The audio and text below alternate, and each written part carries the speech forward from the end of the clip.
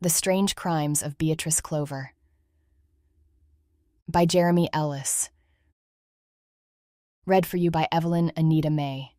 For my mother, Joanne. She passed along her love of reading to me, which made this book possible. For my wife, Nicole, whose unwavering love and support made this book possible, along with everything else good in my life. Prologue, Beatrice Clover. You've been looking for me for a long time. I suppose now it's only a matter of time before I'm found, and all my secrets you've been wondering about will finally be known. So, there is much to get to, but not a lot of time. As you already know, I am not one for publicity. I don't like attention. It's why I've disappeared 3 times in my life, as 2 different people. The first time was as a teenager after my parents were murdered. I left home after that. Home was a series of foster families and the occasional state-run facility. The second time I disappeared in my life was as a best-selling author. The third time I disappeared was earlier tonight. Halloween. In the beginning, I was only a name. Beatrice Clover. That's not my real name, of course. A name was all I ever thought Beatrice Clover would be. But somehow the books I wrote, she wrote, found their way into your hands. And you read them. And your kids read them too. When I wrote more, you read those too. In that way, Beatrice Clover became more than a name. She became real. I did not set out to become a best-selling anything. I simply wrote down these stories in my head. To my everlasting surprise, anxiety, and joy, people read them and liked them. Or so I've heard. I've never met any of my readers, and they've never met me. There are no photos of me. You've never heard my voice. Interviews, when I gave them, were always through written correspondence. Technically, I do not exist. Yet Beatrice became real to her readers. More surprisingly, she became real to me. Despite living in the so-called information age, Beatrice's identity remains a secret, known by only 3 people. One of them was murdered tonight. What was the first Beatrice Clover book you read?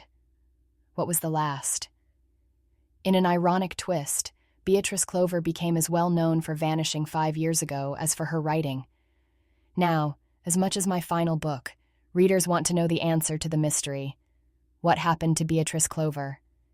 This book is the answer. Beatrice Clover. Prologue. Bethany.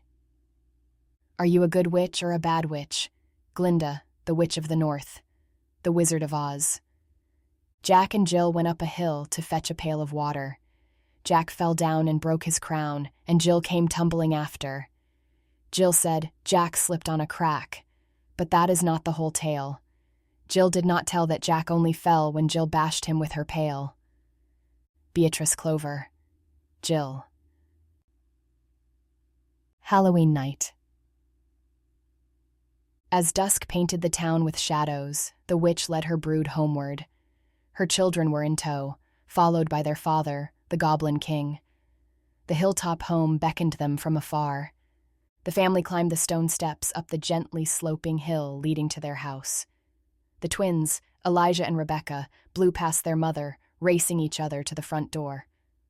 "Last one's a fart sniffer," Elijah, dressed as Batman, yelled out to his sister, a purple-haired princess. Jack, the Goblin King, caught up to his wife, Bethany, as they reached the top of the steps. The twins ran past them across the front lawn, their candy nearly spilling from their plastic pumpkins after a night of trick-or-treating. The family went inside their charmingly rustic home. The kids sprinted for the kitchen.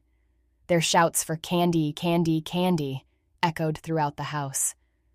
Looking at her children with a mixture of awe and trepidation, Bethany recognized the precious, fleeting moments.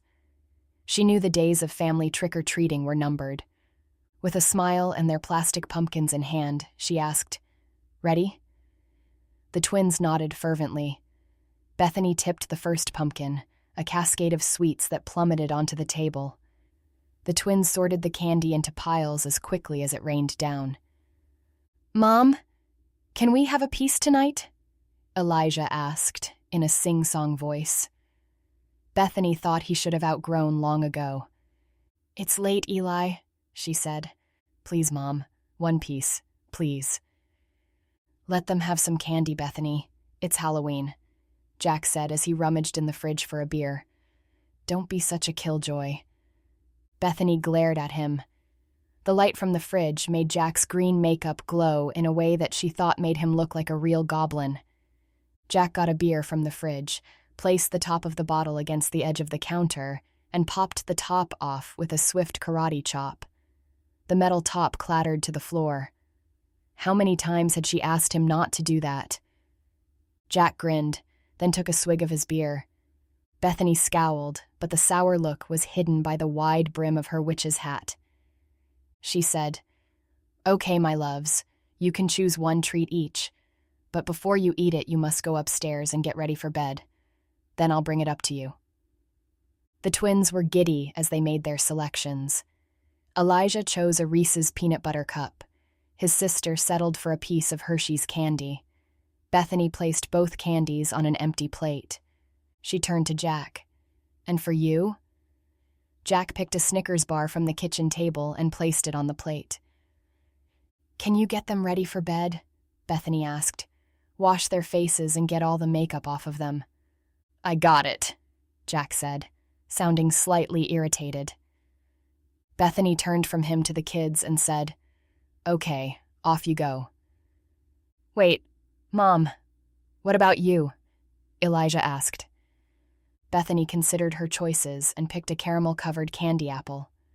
"There," she said, placing the apple on the plate. "Now we all have a treat. Now go get ready for bed, and I'll be right up." Jack finished his beer, put the bottle in the sink, then clapped his hands and said, "All right, you little monsters, let's go." The twins raced out of the kitchen with their father trailing them. Bethany felt a sharp pain stab her in the chest as she watched her kids disappear down the hallway. After they were out of sight, she took a deep breath and went about the tasks at hand. She cleaned the kitchen, wiped down the countertops, and put the extra Halloween candy in the pantry. Crouching, she opened the cabinet beneath the sink and reached in up to her shoulder. What she was searching for was buried deep inside. Finally, her hand closed around the item and pulled it out. In her hand, she held a rolled-up dish towel. Bethany listened. She could hear her children and Jack upstairs getting ready for bed. Otherwise, the house was quiet. She looked down and quickly but carefully unwrapped the rolled dish towel. Seeing the items hidden inside caused her heart to skip a beat. First, she picked up the glass ampoule and held it in front of her face. She gave it a shake. The clear liquid inside sloshed around. She set the ampoule down on the counter. Then she picked up the second item and studied it.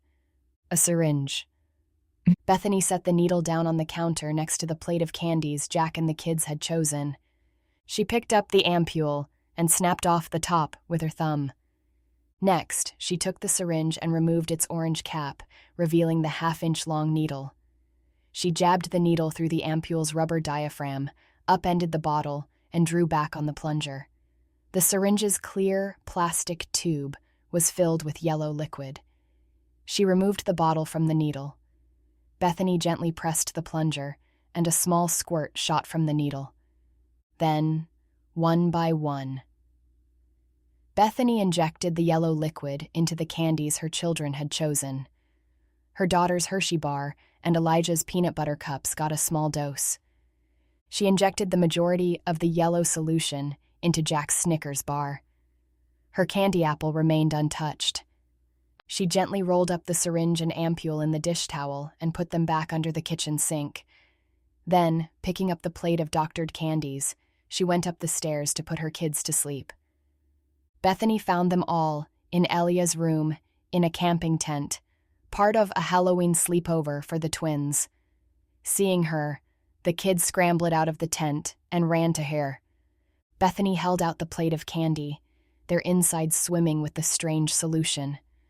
Broad smiles broke out on her kids' faces as the twins popped the treats into their mouths. Bethany felt Jack slide his hands around her waist from behind. She felt his body press against hers. He whispered in her ear, When do I get my treat? It's been a while." She turned around to face him, still in his arms. She held up the plate with his Snickers bar on it. "Start with this sweet," she said. "Not exactly what I had in mind." "First a treat," she said, pushing the chocolate into his mouth. "Then a trick." "Now that sounds more like it," Jack said, taking a bite. His 2 front teeth grazed her finger. She pulled her hand away, watching as he swallowed the doctored candy. Jack said, "Don't make me wait too long." Then he left. A moment later, Bethany heard the master bedroom door close. She turned to her kids, who were already yawning, and said, "Good night, my darlings." She leaned in and gave them both a kiss. "I'm not tired," Elijah said. "Me neither," his sister mimicked. "You will be, my loves," Bethany said sweetly. "That was magic candy you just ate." Bethany was backing out of the tent when Elijah grabbed her hand. "Mom, will you tell us a bedtime story?" he asked. "It's late, sweetheart." "Please, Mom," Rebecca said. "One story." Bethany checked her watch. "Okay, a quick one." Bethany began the story as her children lay back and closed their eyes. Jack was horny. It had been a while since he felt that way for Bethany, but tonight he wanted her. Maybe it was the witch's costume. She looked sexy in black, and it was Halloween, a night for tricks and treats. Jack entered his walk-in closet and changed out of his costume. He went to the bathroom to wash off the goblin's makeup. Grinning devilishly at his reflection in the mirror, he flicked his tongue in and out like a snake. Oh yeah, he was ready. He switched off the light as he left the bathroom. He glanced down the hallway to Elijah's room and saw the bedroom door was still shut. What the hell is she still doing in there? The answer came in the form of a strange buzzing in his head. His vision blurred. He squeezed his eyes shut. He rubbed the bridge of his nose to clear the feeling. When he reopened them, the buzzing in his head was worse. As if through a fog, he heard the sound of a door closing followed by footsteps. A moment later, Bethany entered their bedroom. Their eyes met. Jack, ignoring the feeling in his head, asked, "So now you do I get my treat?" Jack knew something was wrong before he heard his slurred words. He couldn't feel his face. He reached for his wife. Bethany slipped under his arm. Jack's momentum carried him forward. His legs got tangled and he stumbled, planting his face on the bedroom floor. Strangely, he didn't feel anything when he hit the carpet. He tried to get up, but he couldn't. He couldn't feel anything, couldn't move. "I'm paralyzed," he thought, in a panic that stabbed his brain. Bethany's black boots stepped in front of his face. He tried to look up at her, but he couldn't turn his head. Why wasn't she helping him? Bethany bent down to him, and Jack felt a brief wave of relief. But it was short-lived because instead of helping him up, Bethany poked him in the shoulder with her finger a couple of times. Jack didn't feel her jabs. Then she stood and was gone. A second later, Jack felt himself being rolled over onto his back. Bethany was standing by his head, which made her face appear upside down. She reached beneath him, hooking him under his armpits. Strands of her chestnut-brown hair fell into his eyes. She grunted and gritted her teeth as she lifted him. What the fuck is she doing? Jack wondered. His panic opened full throttle as Bethany began dragging him across the tiled floor of their bathroom. She lay him next to the cast-iron bathtub, dropping his arms, which along with his head thudded against the hard teal floor. Jack tried to move again. Nothing. Dead weight, he thought, and regretted the choice of words instantly. They banged around the inside of his head like a drum beat. Dead weight. Dead weight. Dead. Wait, he mumbled, his voice barely audible. It was drowned out by a sound he recognized the moment he heard it. Running water. Then, he was being lifted. Bethany was lifting him, trying to get him into the bathtub. Jack tried to grab her. He tried to move his legs. but his body wasn't responding. His mind swam through a haze. Then, he was rolling over the edge, down into the tub's basin where the water was rising fast. If he had been able to feel anything, the cold of the water would have shocked him. But he felt nothing. All he could do was watch helplessly as the water covered his legs, chest, mouth, and nose. Just before the water covered his eyes, Jack saw Bethany for the last time. He thought she looked like she was crying, but he couldn't be sure because, by then, the water was over his eyes. It took another few minutes for Jack to drown, which, despite his body's paralysis, was every bit as agonizing as you might imagine. Afterward, Bethany washed off her makeup and changed into a gray sweatshirt and old jeans. Then she went downstairs, out the door, and slipped into the night. Part 1. Walton.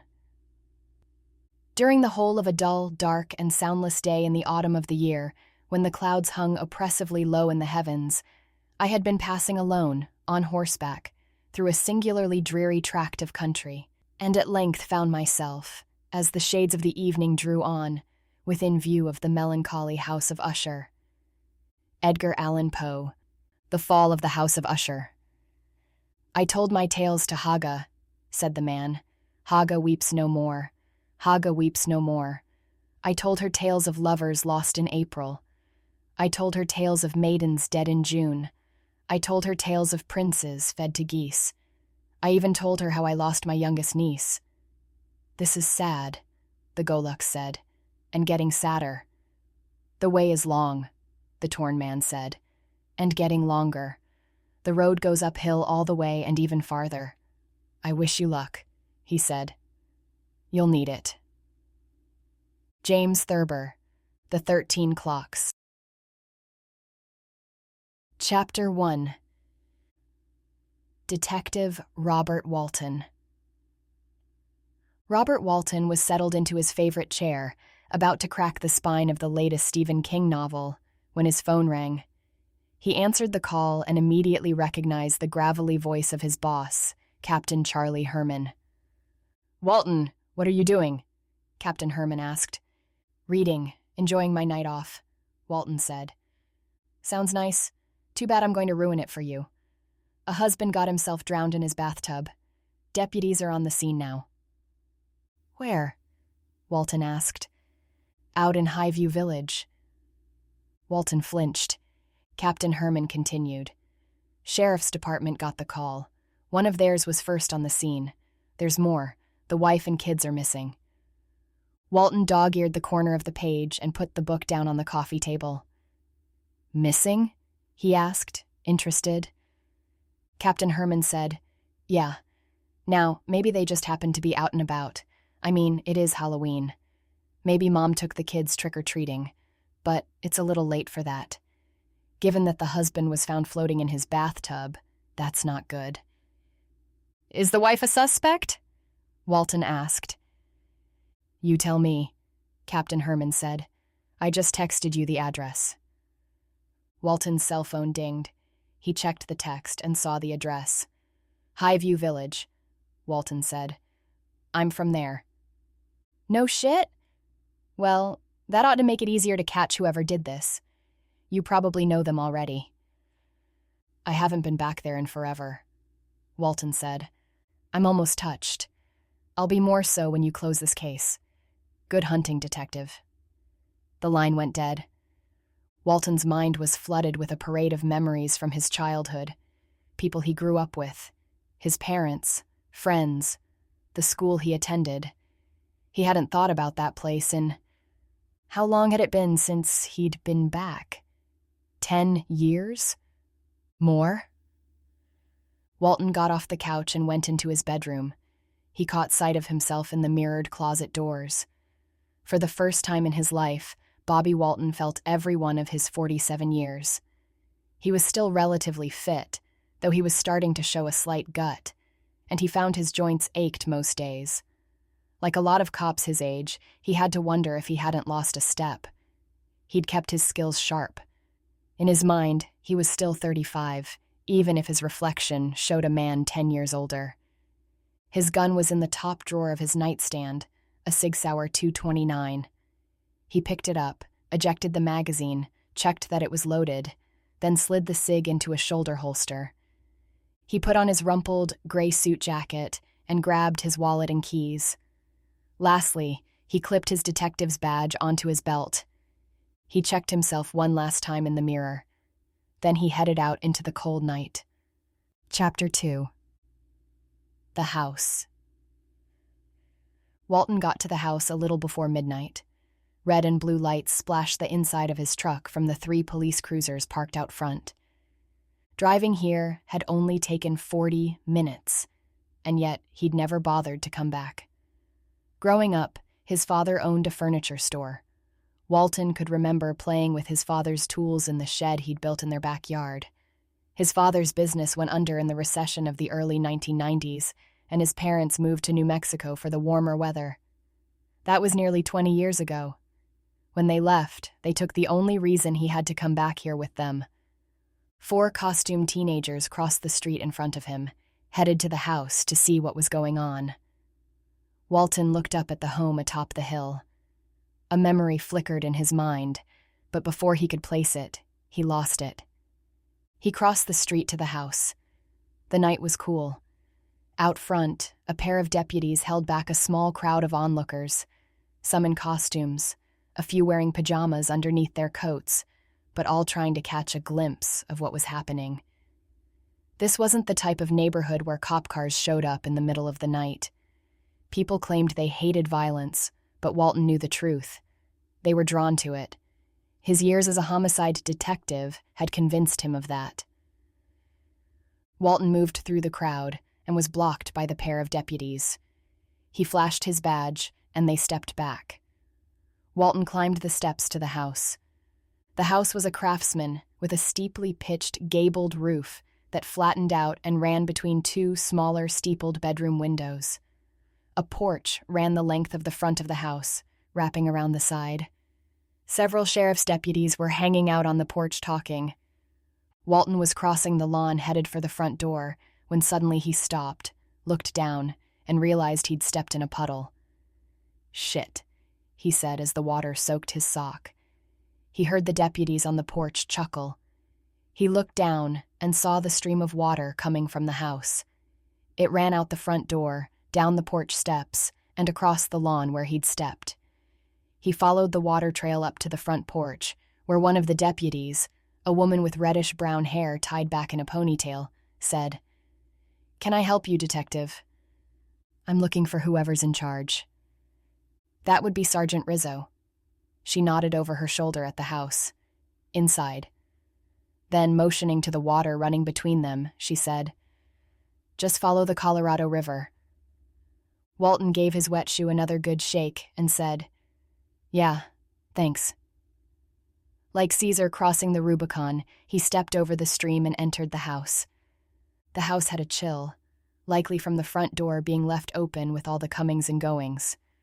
But Walton also knew death had a way of dispelling the warmth of a place. Standing in the foyer, he spotted several deputies moving through the house. A few glanced his way, but no one came over. Then, Walton spotted a stocky man walking toward him.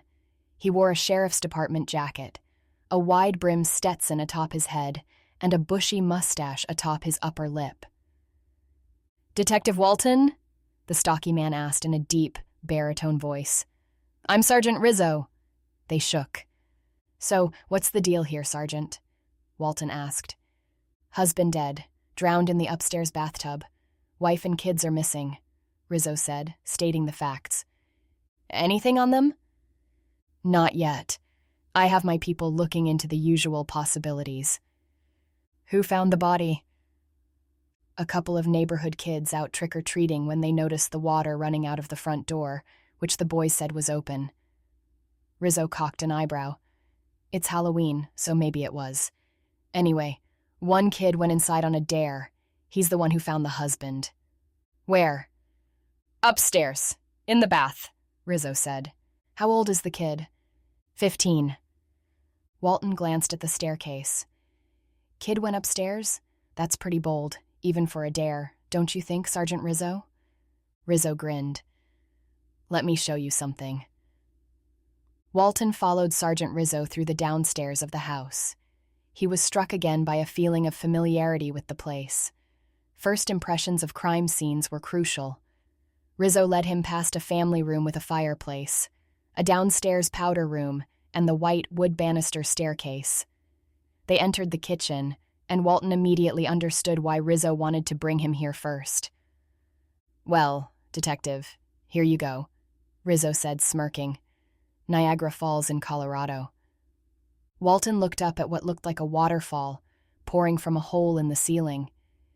Paint and plaster fell in clumps, making wet smacking sounds when they landed on the kitchen floor. The hole in the ceiling, about the size of a manhole, was partially blocked by something. Walton cocked his head and realized what it was. The bathtub. It had broken through the waterlogged floor and gotten wedged in the hole. One leg of the tub stuck out of the ceiling like a white stalagmite in a plaster cave. That doesn't look very safe. It was like that when we got here, Sergeant Rizzo said with a shrug. My guys turned off the water to the house, but it's still flowing from somewhere, maybe a busted pipe. He shrugged again. I'm not a plumber.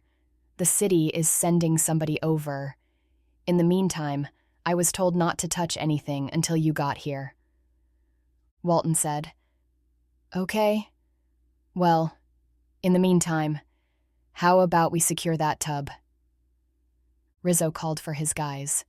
Several deputies sauntered over, and he gave them the order. As the deputies headed upstairs, Walton turned to Rizzo and said, Let's go see a dead guy. Chapter 3. The body. We're going to need to drain the tub before we can get the body out, Walton said. He was looking at the dead man lying at the bottom of the tub. The ME and the crime scene geeks are already on their way. They'll process and remove. We were only waiting on you, Rizzo said. They were waiting in the master bedroom while Rizzo's deputies secured the tub. Walton asked, So, what do we know about the husband? Rizzo checked his notes. Deceased's name is Jack Robbins, 46 years old. He's a downtown lawyer. According to records, Mr. Robbins lived here with his wife Bethany and their 2 children, Elijah and Rebecca, both 11. This house isn't exactly in the middle of nowhere, Walton said. Plus, it's Halloween. Maybe a neighbor or some trick-or-treaters heard something. A scream, a cry for help, a struggle, anything. Neighbor next door. Rizzo pointed to his left. Mrs. Siegel says she didn't see or hear anything. She complained that my men woke her husband when we got here. Rizzo made a face as if to say, You believe that crap? Then he added, Mrs. Siegel said she doesn't know the Robbins family particularly well. That doesn't sound very neighborly. According to her, they kept to themselves. She said she thought the wife was a stay-at-home mom. Walton looked around the master bedroom. It was tastefully decorated in blues and grays. The bed's sleet gray comforter showed barely a wrinkle on it. The pillows were all fluffed. Along the opposite wall, 2 blue sofa seats were neatly arranged around a small ottoman. None of it looked even slightly out of place. There were no signs of a struggle. It didn't look like a room where a murder had taken place.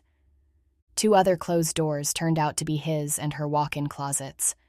Walton checked inside both. Everything appeared in order. Looks like all their clothes are still here, Walton said. Doesn't look as if anyone took a trip, he added, nodding at 2 large black suitcases on the floor in the husband's closet. Rizzo said, There's only 1 car in the garage.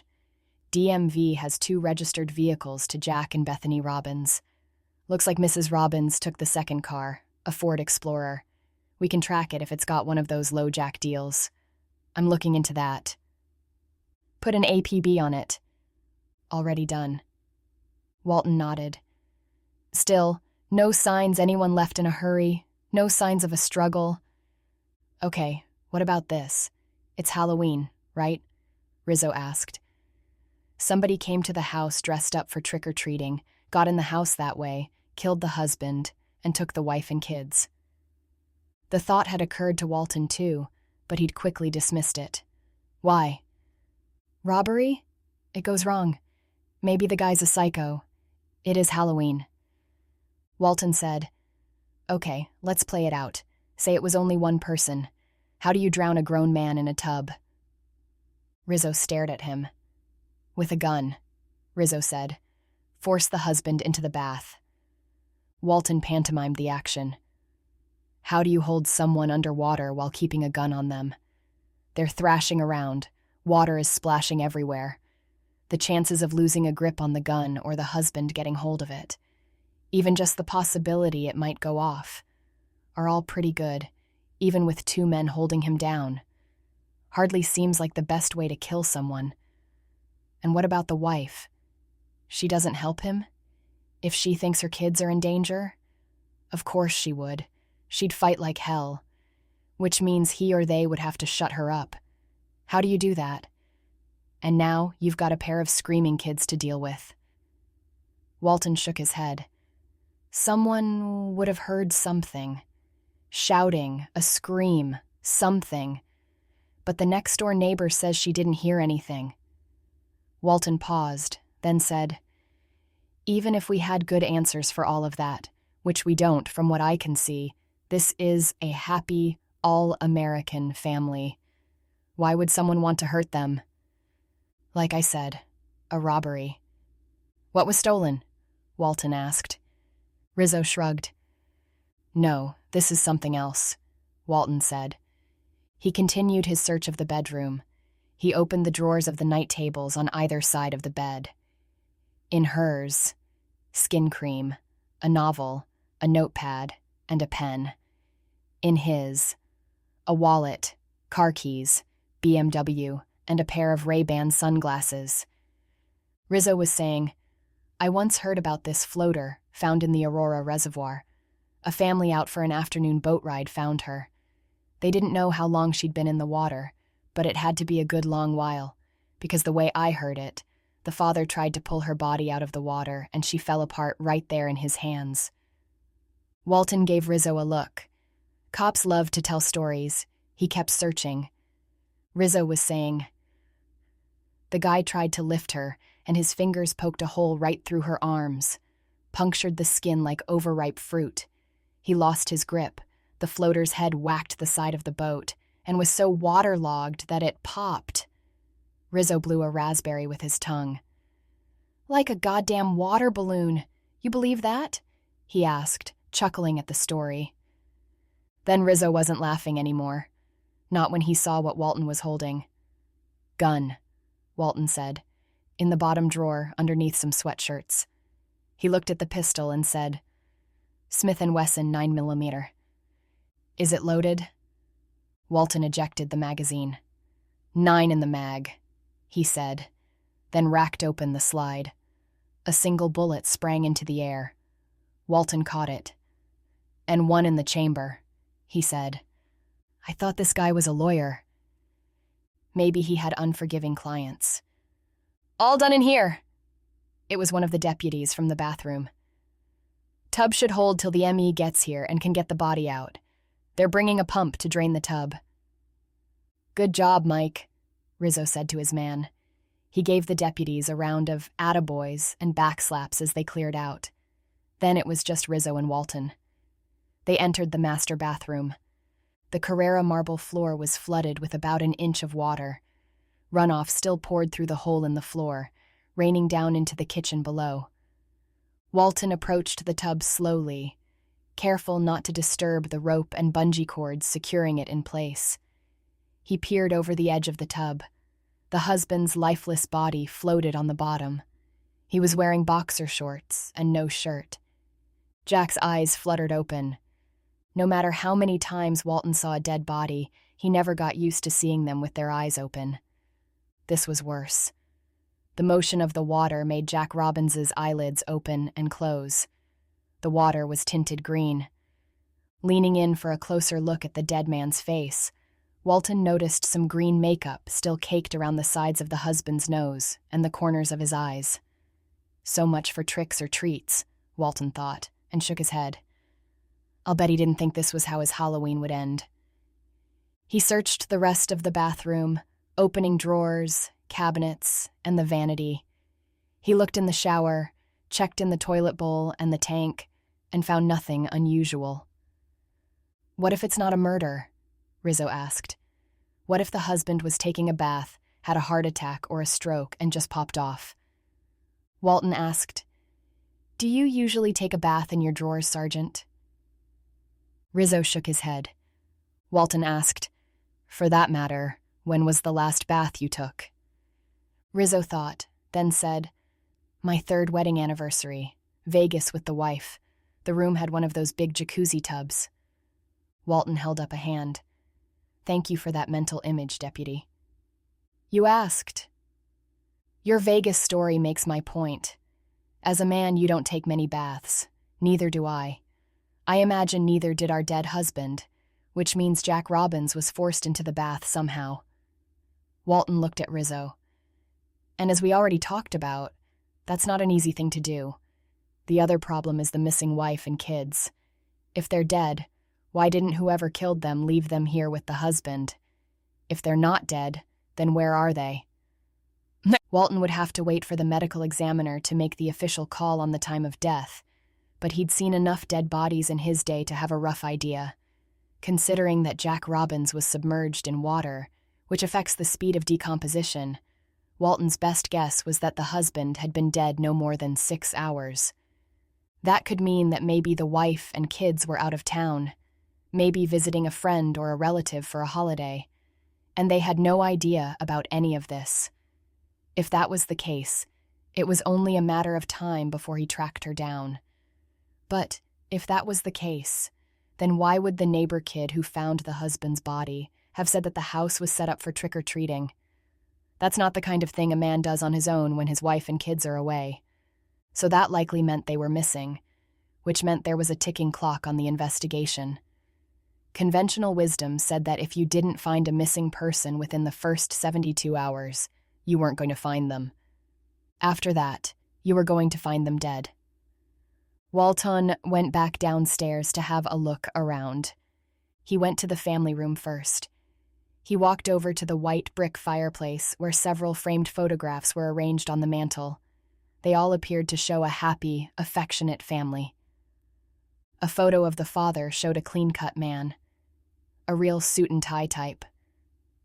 Why are you dead? Walton asked the husband in the photograph. There were other pictures, but he kept coming back to the ones of the wife. There was something about her. She was attractive in a bookish sort of way. She wore smart-looking reading glasses. She had a warm smile and a pretty face framed by her long brown hair. Another picture caught his eye, an older one. In it, Bethany Carpenter was resting her head on the shoulder of another woman who looked a lot like her. Sisters, Walton figured. They looked to be in their late 20s. The same sense of déjà vu he felt about the house struck him now as he looked at the woman in the picture. Then it dawned on him why. He knew her. Chapter 4. The Fall. What was her name? He asked aloud, trying to remember it. Images of people he hadn't thought about in decades raced through his head. He realized now that he knew both of the women in the photo. They were sisters. Only their last name when he knew them wasn't Robbins. It was Carpenter. Bethany and Julie Carpenter. That was why the house evoked a feeling of déjà vu in him. He'd been here before. He was waiting in the foyer for the sister in the photo to come downstairs so they could go out. He and Julie Carpenter had gone on a date once, their only date, after which he'd never seen her again. He asked Rizzo, "What time did you get here tonight, Sergeant?" As I said, the neighborhood kid found the body and called it in just after 10:40 p.m., according to dispatch. I got here just before 11. You were first on the scene? No, it was one of my people, Deputy Hurley. I'll need to speak with him. Her, Rizzo said. Hurley's a woman, and she got here about 10 minutes before I did. Walton said. All right, let's talk to Deputy Hurley. Walton and Rizzo found Deputy Hurley in the kitchen. Walton recognized her. She was the red-headed deputy he'd spoken to when he arrived at the house. Not realizing this, Rizzo made the introductions. Hurley said, "We met already." Rizzo looked surprised. Walton said, "You didn't tell me you were first on the scene." "You didn't ask," she said. "So, Deputy, walk me through it," Walton said. "You arrive, you notice the front door is open, then what?" "No. First I noticed the stream of water coming from the front door, which I thought was odd," Hurley said. "I was responding to a dispatch call that someone reported seeing a dead body, so I went to have a look. The front door was unlocked, so I went inside. I called out to see if anyone was home. The house was empty, but then I heard running water, so I thought maybe someone was in the bathroom and hadn't heard me. I went upstairs to check it out, and that's when I saw the husband's body." "Did you touch the body?" Walton asked. "Maybe when you checked to see if he was still alive?" "I never checked his vitals," she said. "Why not?" "I could see he was dead as soon as I walked into the room." "How?" Walton asked. "Well, he was floating at the bottom of the tub, his head was underwater, and he wasn't trying to get up. So I kind of figured he must be dead." Walton smirked. "Good detective work, Deputy. You were alone at the time?" Hurley nodded. "Sergeant Rizzo got here 10 minutes after me. When he arrived, I showed him the body in the bathtub." Walton considered all that. Then he asked, "What's wrong with this scene?" Deputy Hurley thought about it. "It's too clean." "Right," Walton said, "which means there could be another possibility we aren't considering." "Which is what?" Rizzo asked. "That the husband knew his killer." "You're talking about the wife?" Hurley asked. Walton shrugged. "She is missing from the scene." He was about to ask Deputy Hurley another question when he heard a creaking groan from above. "The ceiling," someone shouted. "She's not gonna hold." Walton heard footsteps, running. He looked up. It was giving way just in time to see the ceiling cave in.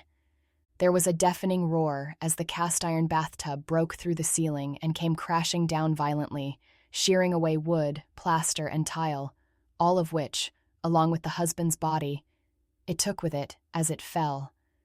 The sound was like a train derailing and nearly as destructive. "Move!" Walton screamed as he dove out of the way. Hurley and Rizzo dove for cover, the huge, heavy bathtub barely missing them as it tore through the kitchen floor, plummeting straight into the basement. The house shook when the tub hit the floor. It was like an explosion. The impact sent Jack Robin's waterlogged body flying several feet. His corpse landed with a wet thud. In the kitchen, Walton picked himself up and dusted himself off. He looked at Hurley and saw her doing the same. "Are you okay?" Walton asked her. She nodded. He looked over and saw Rizzo on one knee, feeling the top of his head. At first, Walton thought he might be hurt. Then he saw Rizzo reach down and find what he'd been looking for, his hat. "What about you?" Rizzo said, "I almost had a bathtub fall on my head, so I've had better days." Walton looked up at the sizable hole that now appeared in the ceiling. A rat's nest of exposed wires, insulation, and piping protruded from jagged edges. Then he looked at Rizzo and said, "I'm thinking maybe next time we secure the tub first." The water raining down from the collapsed ceiling was again a gusher as it poured through the hole in the floor into the basement below. Rizzo and Hurley flanked Walton as all three stared into the hole. It was too dark to see, and the waterfall wasn't helping. "Will someone please find a way to turn off the damn water before we're all washed away?" Walton shouted over the noise.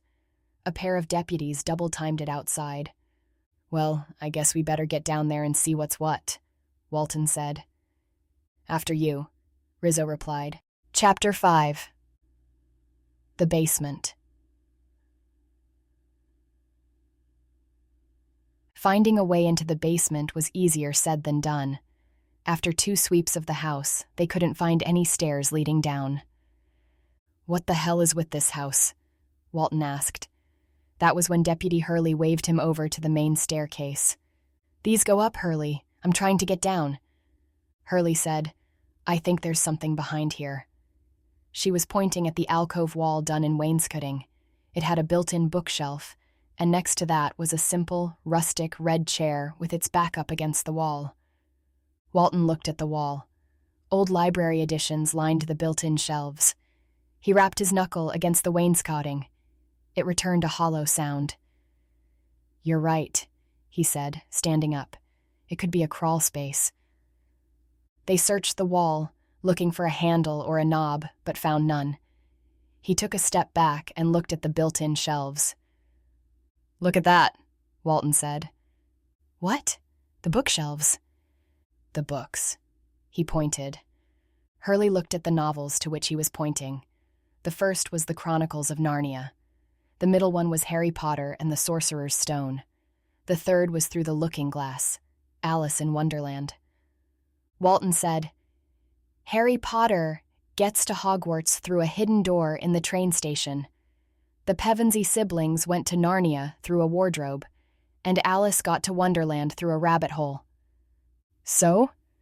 "So, I'm sure it's nothing," he said as he reached for Lewis Carroll's Alice in Wonderland. He took the book off the shelf and rifled through its pages, but there didn't seem to be anything unusual about it. He put Alice back on the shelf. Next, he reached for Harry Potter. Nothing happened. "What exactly are you doing?" Hurley asked. He ignored her. He reached for the last book on the shelf, The Lion, the Witch, and the Wardrobe. He tried to take it down, but it caught on something. He leaned in, looked behind the book, and saw a thin cable attached to its spine.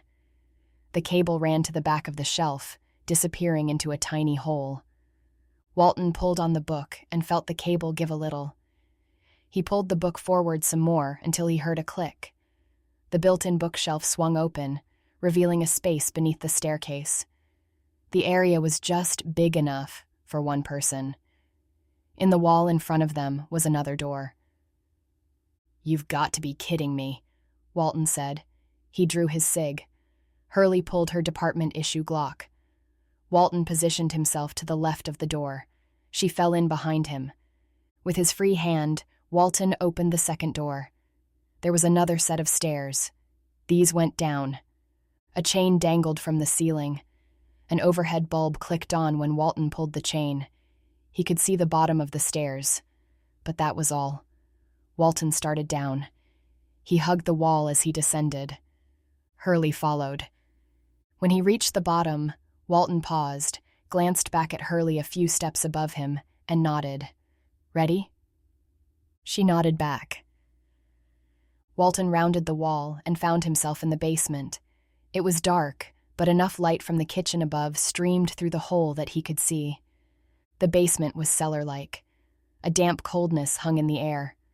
The walls weren't drywalled, and Walton saw tufts of pink insulation like bales of cotton candy stuffed between studs from behind, which in turn exposed the brick and concrete foundation. The room had a low, unfinished ceiling showing exposed wood beams, wiring, and plumbing.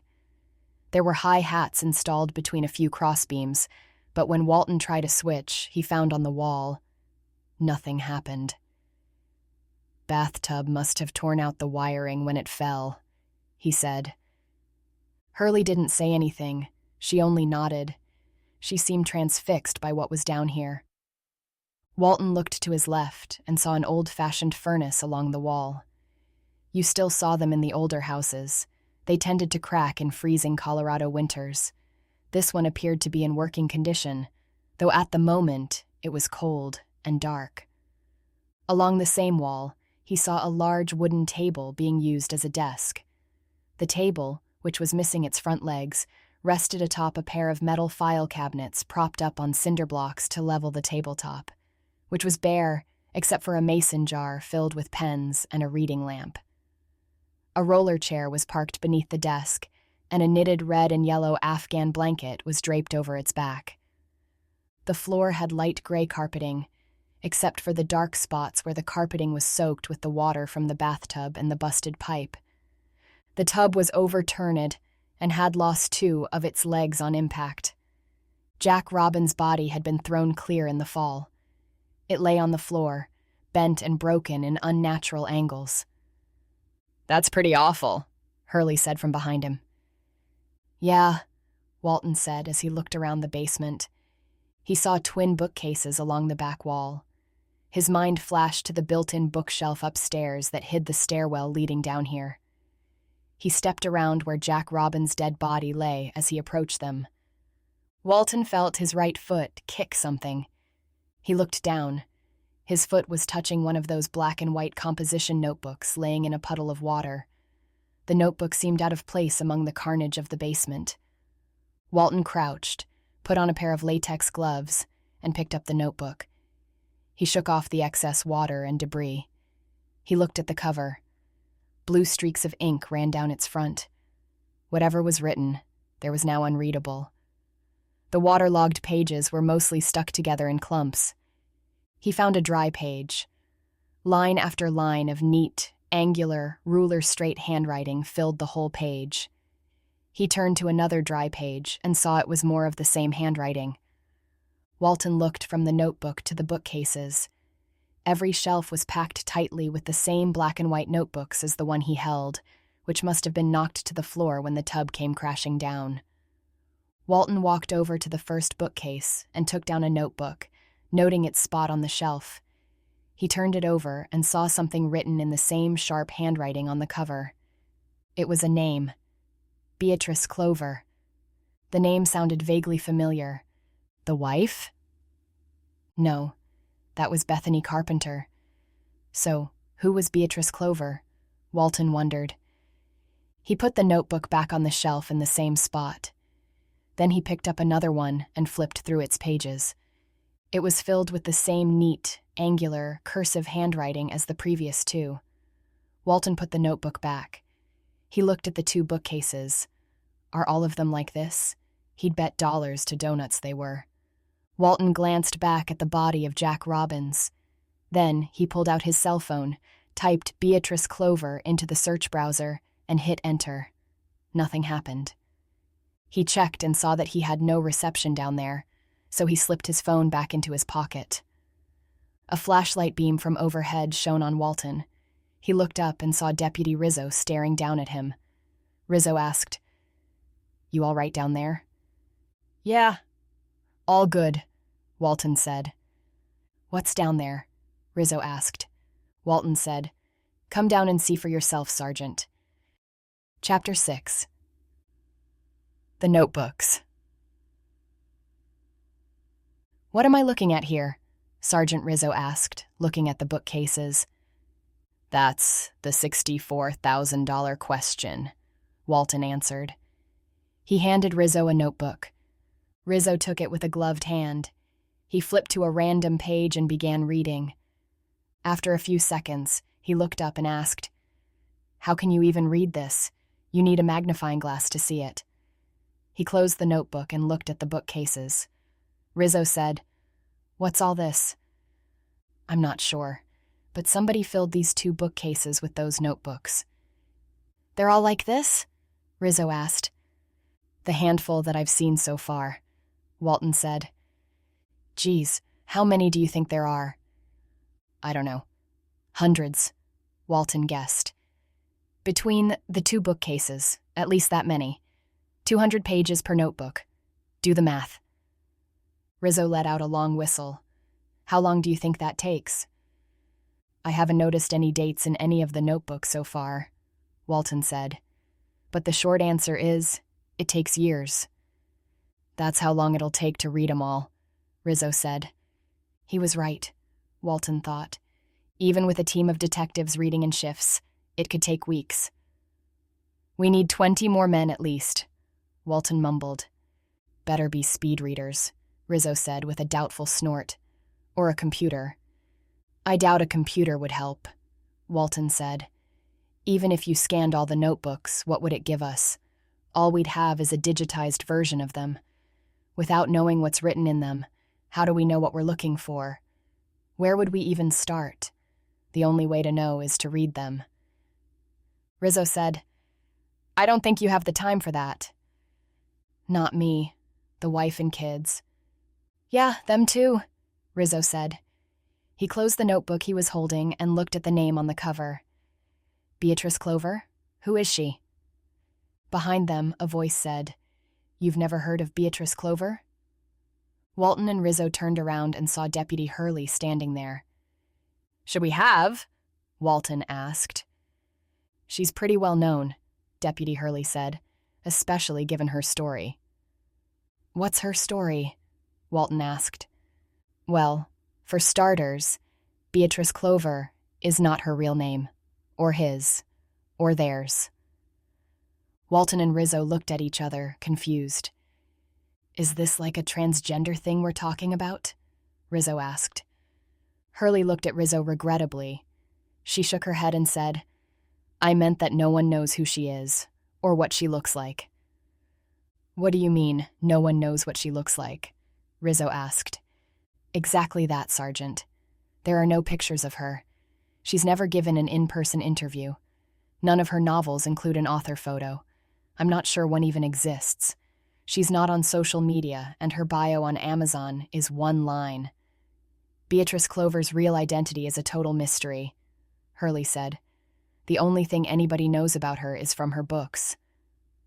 Walton looked back at the bookcases. This case was getting stranger by the minute. He said to Deputy Hurley, Tell me about her. She started as a sort of cult phenomenon. Most people had never heard of her back then. But occasionally, you'd overhear someone talking about one of her books or asking a sales clerk at the bookstore if they carry any Beatrice Clover novels. You'd catch their eye, at which point you both knew you shared a secret. That's what her books felt like, Hurley said. A shared secret. Gesturing at the bookcases, Walton asked, Did she ever write anything like this? Stepping closer to the bookcases and examining the notebooks up close, Hurley said, I'm not sure what this is. From what I can tell, they appear to be stories. Or research for stories, maybe. I've never seen a personal library like this before. Hurley shook her head. Neither have I. Then she said, For what it's worth, Beatrice Clover's first novel, The Wild Rise, was initially privately distributed. What does that mean? Rizzo asked. It means that before she found a publisher, the original manuscript was first passed around as a loosely collected bundle of pages. Occasionally, parts of the book surfaced on the internet. Eventually, the book found its following, an odd assortment of fans, musicians, computer programmers, disaffected teens, ultra-athletes, graffiti artists, and environmentalists, all coming together around her book. For a while, that was the only way to get it. Someone had to give it to you. Soon, the book made its way to a publisher who managed to get it into small, independent bookstores. Back then, you had to know where to get a Beatrice Clover novel. If you did, it was like a cool kind of thing. Like before you could read her, you had to find her. That's fitting, Walton said. It wasn't until her third book, Maelstrom, that more people began to know who she was.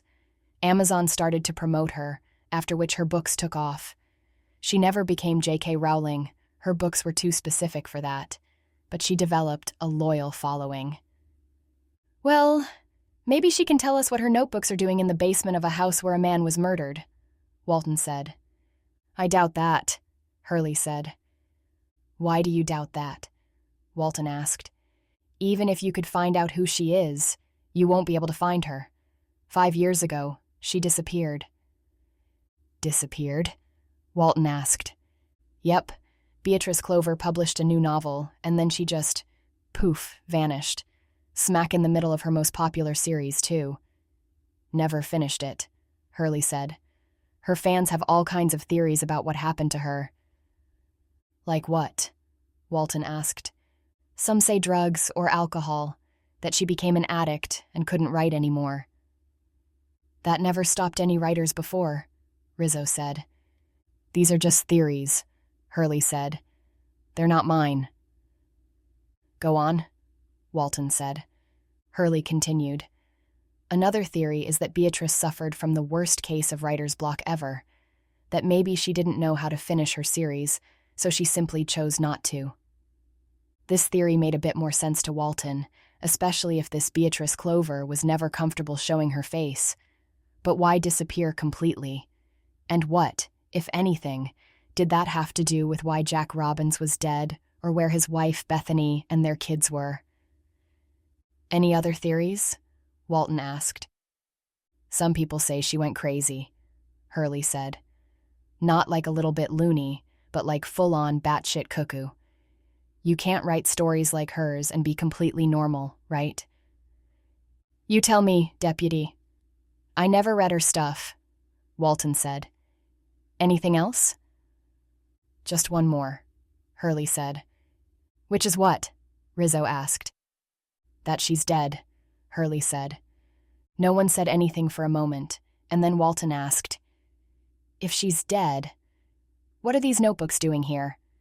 More importantly, what, if anything, does she have to do with what happened to Jack and Bethany Robbins? Hurley shrugged. I don't know. All I know is her books were addictive. It was as if her stories burrowed into your brain and planted themselves there. You have to read her to know what I mean. Walton looked at all the notebooks lining the shelves of the bookcases and said, Looks like I may get that chance. An hour later, the house was swarming with CSU officers dusting for prints, snapping photos, and collecting samples. They were deliberate in their canvassing of the crime scene. Forensic evidence is challenging to pull in any situation, never mind a scene where the body is submerged in water for any length of time. Let's just say Walton wasn't holding his breath that the lab geeks would find anything useful. He had a feel for how cases were going to go, and already he didn't think anything about this one would be easy. Meanwhile, he checked out the rest of the basement.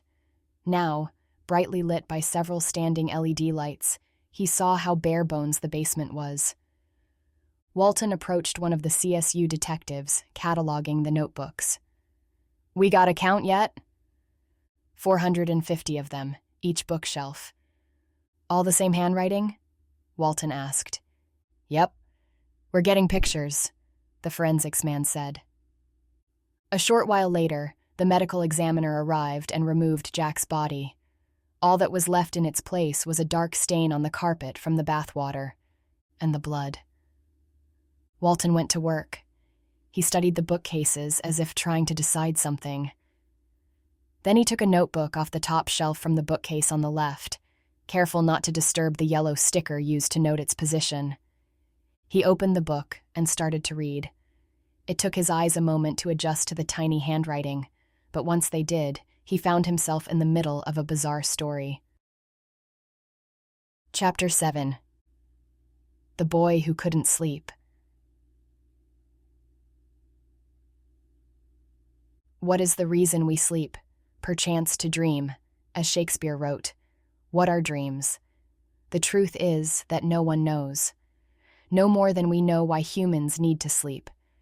Strangely, we can see what is happening to the body and mind when we sleep, but we don't understand why these things are happening. We don't even fully understand how we wake up each morning. The best guesses all have to do with the idea that sleep is our way of rejuvenating our bodies and minds, and that dreams are an integral part of that process. That was what the doctor told Marjorie Gatto when she came to see him about her son, Greg. Dr. Seraph, a well-liked pediatrician in the area, tapped the small boy in the middle of his forehead with a slender, manicured finger and said, "All taking place right here." The pale blonde boy's eyelids fluttered open as he looked up at the doctor. His eyes were ringed with dark circles and something behind them that the doctor thought looked like pain. Dr. Seraph turned to the boy's mother, seated in the corner of the clinic's exam room, and said reassuringly, "Think of it as a nightly psychic overhaul." Then, imitating a commercial jingle, he sang, "Get your mind right in just one night with dreams."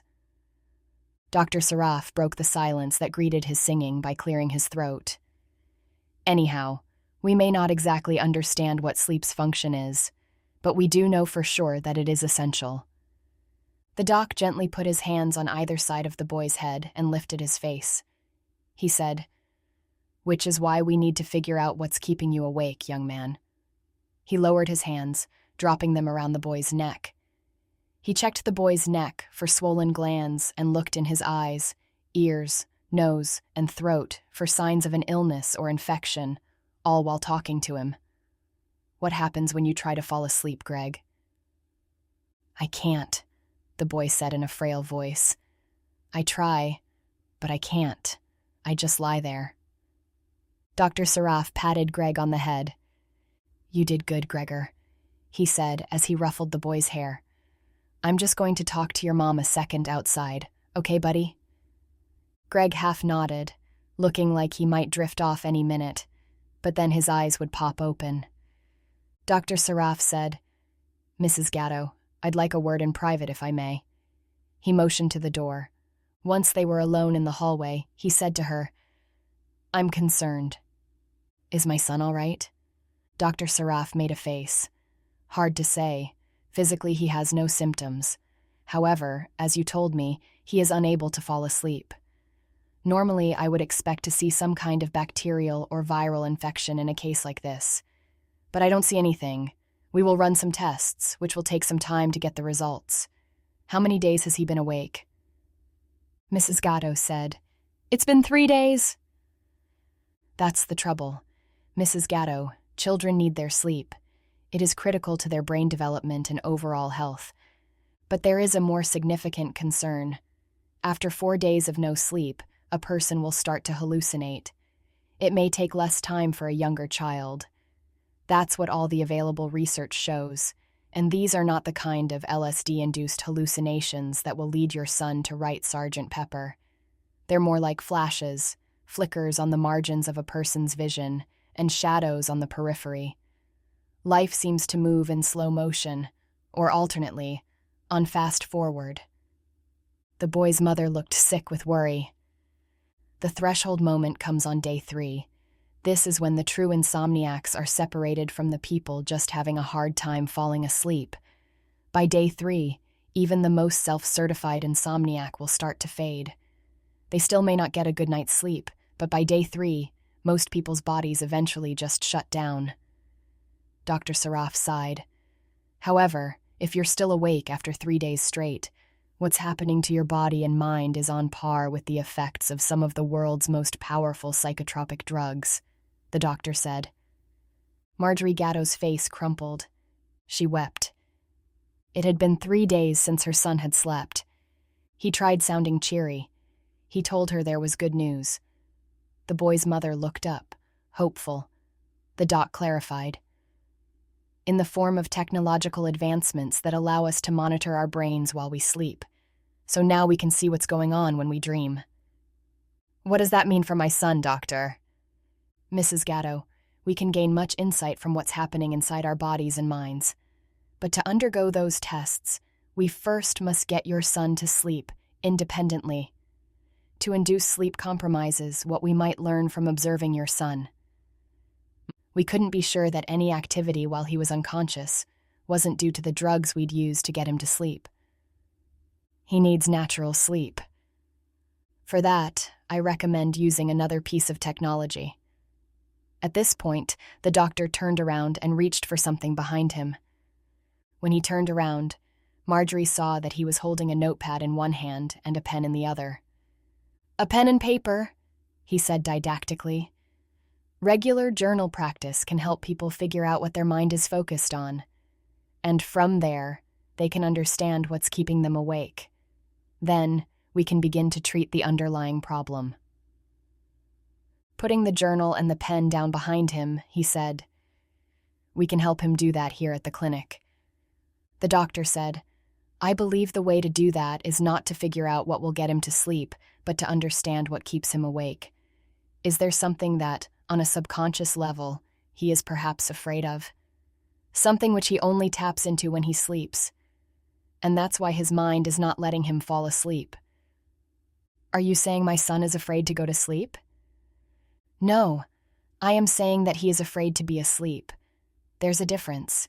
He doesn't know what scares him when he's awake. He can't remember. But his subconscious mind won't let him sleep. Because deep down, your son knows what awaits him in his dreams. Mrs. Gatto looked confused. Which is what? Solemnly, the doctor said, something which truly terrifies him. Marjorie Gatto didn't speak. She stood there, looking bewildered, overwhelmed, and afraid for her son. Once she regained control of herself, they stepped back inside the exam room. Marjorie Gatto looked at her son. At 13 years old, he was already as tall as she was. Yet to look at him now, slumped in the chair, her son appeared half his actual size. He looked like an old man, she thought. He looked sick and frail. She didn't know what was wrong with him, but she knew there was something. A thought sprang from a dark corner of her mind, and she felt a wave of nausea in her belly. What she thought was, he's dying. How had this happened? Marjorie desperately wondered. 3 weeks ago, he'd been a healthy young boy. Then had come the nightmare, followed by the sleepless nights that saw her son transform into one of the walking dead. Since then, she was barely sleeping herself. 2, maybe 3 hours a night at the most. After a few nights like that, she moved through her days like a dream. The volume on everything was turned way down, and she moved slowly, deliberately, like she was plodding through a snowdrift. The first night her son woke up screaming in the middle of the night, Marjorie Gatto had been so startled that her first thought was that someone was being murdered. This was quickly followed by dawning horror that the only other person in the house was her son, Greg. She had flung back the covers and leaped out of bed, catching her right knee on the corner of the night table as she did. A dull pain had flared across her knee, which buckled slightly. She'd stumbled, but stayed on her feet as she hobbled out of her room, down the short hallway to the bedroom where her son was still screaming. Marjorie had burst into the room where she saw her son sitting straight up in bed, arms stiff at his side, hands, like talons, gripping the bed sheets. Her son was shrieking. He was all gums and teeth, his mouth wider than Marjorie would have thought possible. His screams would not stop, not even when she held him. It had gotten so loud and shrill that Marjorie's ears rang, and her son's wailing was all she could hear. Fear had risen in her, causing her voice to sound higher-pitched than usual. "Greg, baby, what's the matter? What's wrong?" she'd shouted hysterically, thinking she sounded almost cartoonish. At that moment, Marjorie was seized by a terrible thought. If he doesn't stop screaming, his heart will burst in his chest. That was when she'd slapped him. Hard enough that she split his lip. At first, Marjorie Gatto hadn't seen the blood trickling down from her son's mouth. Greg had immediately stopped screaming when she'd hit him, and she had been too stunned by the silence, which felt like the final curtain coming down, that she hadn't noticed it until Greg started sobbing uncontrollably, and she saw the snot from his nose mix with the blood from his split lip. She'd moved to wipe his face, but stopped when she saw how Greg looked at her. Her son had stared up at her with a wild, hateful look. Marjorie had felt a chill run down her back. She had hesitated momentarily. Then she pulled her son close to her bosom, seeking to comfort him. And she wouldn't have to see him look at her like that. Holding him, she'd whispered, "Shh, it's all right. Everything is all right. Mommy is here now." Shush now. But everything wasn't all right. Seeing her son's blood smudged on the front of her nightgown had made her feel certain of that. Then another thought.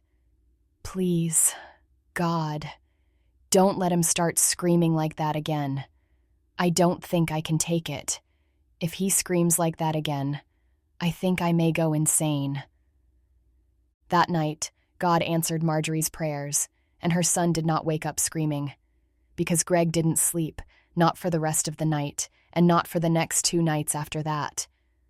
The second morning, when he shuffled into the kitchen, his lids drooping and his eyes half closed, she realized he must have been awake all night. She spent the whole next day watching her son, looking for signs he was getting tired, and waiting for him to drift off.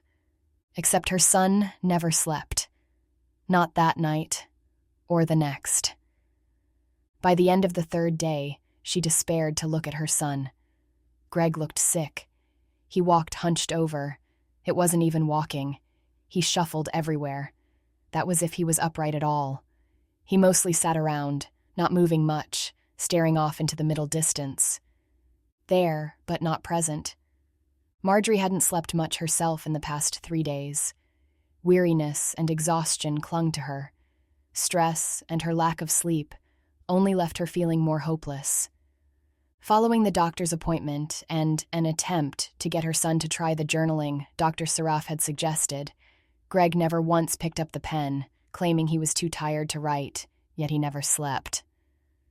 A new fear gripped Marjorie Gatto. She was no longer afraid for her son. She was afraid of him. It was awful for a mother to look at her child and see something she didn't understand. Looking at her child and seeing something that scared her was worse. The fourth day had initially started well. Greg came into the kitchen that morning and seemed to be refreshed, with a new level of energy he'd been lacking the past 3 days.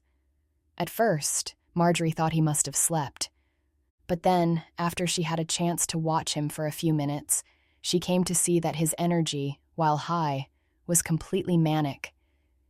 He seemed like a person in the grip of some kind of delusion. She noticed him talking to people who weren't there about things that weren't real. Her lower lip trembled as she watched her only son hallucinate at the breakfast table. She didn't know what to do, so she fell into the regular morning routine. Perhaps she was hoping this would all go away if she acted normally, and Greg would be okay again. She fixed him a bowl of his favorite cereal, Cinnamon Toast Crunch. CTK, Greg called it, spelling crunch with a K. He would cheer, "CTK, CTK," whenever she brought it to him at the table. But when she brought it to him this morning, he didn't cheer. As she approached her son, she heard him muttering something to himself under his breath. She had assumed he was talking to himself, but as she got nearer to him and set the bowl of cereal down in front of him, it appeared to her as though he was having a conversation with someone. She hovered momentarily, trying to catch a bit of what he was saying. "What did you say, Greg?" she asked, concerned. Her son didn't answer her. He just kept on muttering under his breath. She heard him cursing. F-bombs and S-bombs. And did he just call her a whore? Marjorie didn't know if it was what her son was saying, or if he seemed to be saying it to someone who wasn't there, which terrified her more. She thought there was something very wrong with him, and immediately chided herself for thinking it. All the while, Greg kept stammering under his breath, every few words spitting out some vulgarity or another, causing her to cringe. His mumbling unnerved her. She tried again. She leaned close and said softly, "Greg, honey, are you okay?" That was when he threw the bowl of cereal at her. The cereal bowl glanced off the right side of Marjorie's head, dumping its soggy, sticky contents all over her face and chest. The bowl hit the floor and exploded into pieces. Greg started banging his spoon on the table and chanting loudly, "CTK, CTK, CTK, CTK, bring me my motherfucking CTK."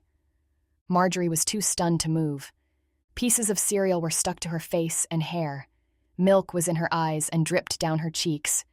She raised her hands to her face to wipe it and saw that they were shaking. She looked at her son, stunned, in disbelief at what he had done. And he was smiling. A cruel, thin-lipped sneer was plastered on her son's face that seemed to taunt her, saying, "Don't I seem okay, bitch?" Marjorie felt her mind unstick itself from reality. She wasn't hurt, not physically anyway, but she was in a state of shock. She thought she was going mad. But through her swirling, panic-fueled thoughts, one came to her with terrifying clarity. Marjorie Gatto was afraid of her son. Calls to doctors followed, and eventually, their pediatrician referred her to the sleep clinic. Her son stayed there for 2.5 months, at which point he came home looking like his old self. Marjorie Gatto was so relieved she cried. That night she prayed to God and thanked him for returning to her a healthy son. Greg Gatto slept that night and every night after for 3 weeks. The next day, he went to school and threw a jar of acid in his principal's face. Walton stopped reading. He closed the notebook and looked at the name on the cover, Beatrice Clover. He was thinking about what Hurley had told him about her when he heard music playing. It was the Beatles, A Hard Day's Night. To Chapter 8. A Hard Day's Night. "What is that?" Rizzo asked. The music, wherever it was coming from, sounded muffled. Walton listened carefully. "It's the Beatles," Walton said. "A Hard Day's Night, the Revolver album." Then it clicked and he said, "It's a phone." He started searching the basement for it. So did the other cops in the basement. Walton shouted, "Everyone, quiet, stop moving." All movement ceased, and the basement fell silent. Walton waited. Silence. Had he missed the call? The music played again. Walton whipped his head in the direction from which it was coming. "The desk," he shouted, as he raced for the cinder-block-mounted desk. He crossed to the desk, followed by Hurley and Rizzo. The ringtone played again, and Walton realized the phone was probably in the drawer of one of the file cabinets that doubled as the front leg of the desk. He found the phone in the second drawer, under some papers. Walton checked the screen to see who was calling. It read, SIS. He swiped the screen and said, "Hello." There was no one there. He'd missed the call. Walton hit redial. He listened as the phone rang, expecting SIS to pick up. The call went to voicemail. A woman's voice said he had reached Dr. Julie Carpenter and to leave a message. The recording also stated, "If this is a medical emergency, please hang up and call 911. Just then, someone called out from upstairs that the forensics team was there. Walton ended the call and made his way upstairs. He forgot all about Julie Carpenter until she called back a few hours later. Chapter 9. Julie Carpenter. Dr. Julie Carpenter let the phone ring another 2 times before her sister's voicemail picked up, at which point she left a message. "It's me. I was calling to wish the kids a happy Halloween. I'm working late, but maybe we can connect later." Julie slipped her phone back into the pocket of her scrubs. The graveyard shift at the hospital was a quiet time. Julie preferred it that way because it was easier to find time alone. She was getting a soda from the fridge in the employee break room when her phone's ringtone started playing. It was Bethany calling her back. She was about to answer the call when a hospital alarm started ringing. Julie dropped her unanswered phone back into her pocket and raced off in the direction of the ER. She arrived just in time to see the paramedics rushing in a 16-year-old boy strapped to a gurney. "What happened?" Julie asked. "Bunch of cars played pinball on the highway," said the paramedic. "This kid's car was the pinball. They had to use the jaws of life to free him." For the next 3 hours, Julie assisted the surgical team in saving the boy's life. It wasn't until she returned to the break room that she tried to call her sister again. She was surprised when, instead of her sister, the call was answered by a man who said he was a homicide detective.